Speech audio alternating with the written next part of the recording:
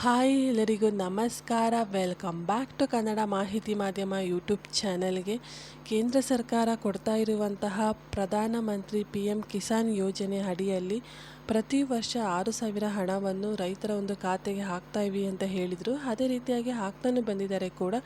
ಈಗ ಏನಪ್ಪ ಲೋಕಸಭೆಯ ಎಲೆಕ್ಷನ್ ಇರೋದ್ರಿಂದನ 17ನೇ ಕಂತಿನ ಹಣನ ಯಾವಾಗ ಹಾಕ್ತಾರೆ ಅನ್ನೋದ್ರ ಬಗ್ಗೆ ಕೆಲವೊಂದು ವದಂತಿಗಳು ಓಡಾಡ್ತಾ ಇದ್ವು.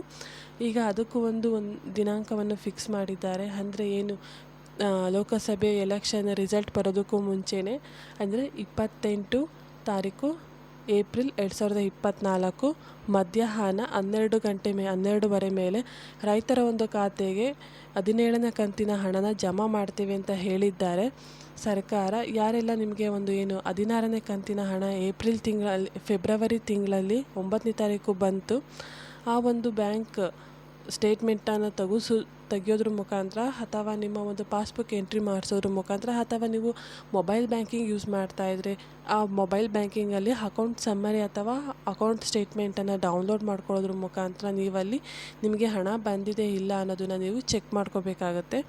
ಅದೇ ರೀತಿಯಾಗಿ ಕೆಲವರಿಗೆ ಒಂದು BPL ಕಾರ್ಡು ಏನು ಏಪ್ರಿಲ್ ಮಂತಲ್ಲಿ ಮೇ ಮಂತಲ್ಲಿ ಕೆಲವರಿಗೆ ಏಪ್ರಿಲ್ ಅಥವಾ ಮೇ ಮಂತಲ್ಲಿ ಕೆಲವರಿಗೆ ಏನು ಕ್ಯಾನ್ಸಲ್ ಆಗಿದ್ದಾವೆ ಅಂಥವ್ರಿಗೆ ಬರೋದಿಲ್ಲ. ಅಂಥವರು ಕೂಡ ನಿಮ್ಮ ಒಂದು ಏನು ರೇಷನ್ ಕಾರ್ಡು ಕ್ಯಾನ್ಸಲ್ ಆಗಿದೆ ಇಲ್ಲ ಅನ್ನೋದನ್ನು ನೀವು ಚೆಕ್ ಮಾಡ್ಕೊಳ್ಳಿ. ನಾಳೆ ಯಾರಿಗೆಲ್ಲ ಅಂದರೆ ಇಂದು ಯಾರಿಗೆಲ್ಲ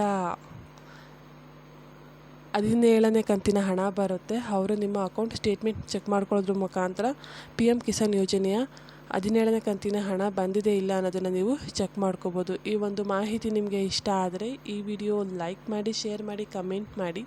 ಹಾಗೆ ನನ್ನ ಯೂಟ್ಯೂಬ್ ಚಾನಲ್ನ ಸಬ್ಸ್ಕ್ರೈಬ್ ಮಾಡಿ. Thank you for watching my YouTube channel.